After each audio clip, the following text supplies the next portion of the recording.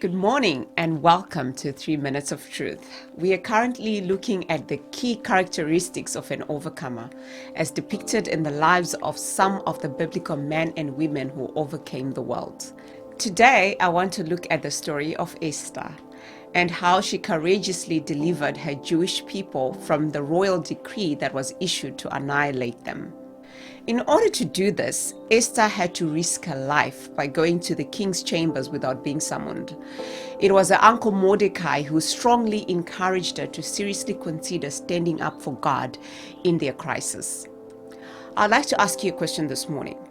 Are you standing up for God in this crisis? And are you holding on to the confession of your faith? Or is this crisis making you doubt the faithfulness of your God? This is what Mordecai said to Esther.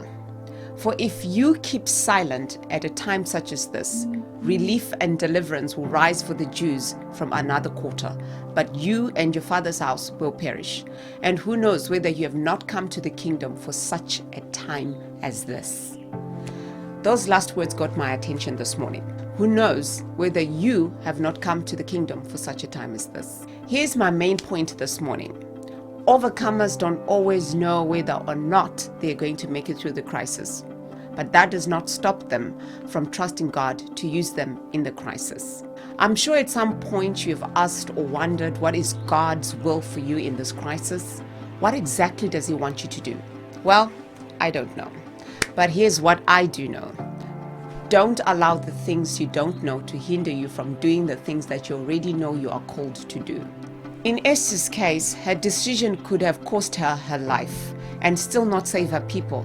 Yet at some point, if we are going to overcome the uncertainties of our current crisis, we have to take that leap of faith and believe that God will not abandon us if we are pursuing His revealed will to us. Courageous people are not necessarily fearless.